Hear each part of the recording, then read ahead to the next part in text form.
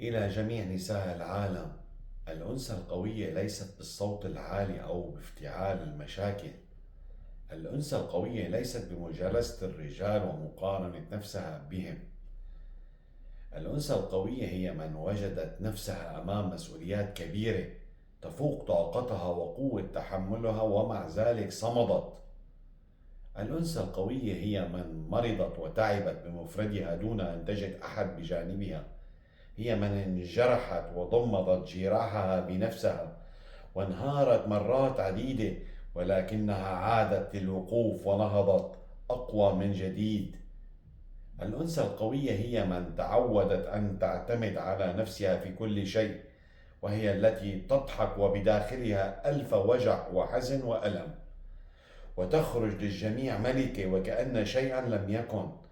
فتحية وألف تحية على من اكتسبت صفة الأنثى القوية.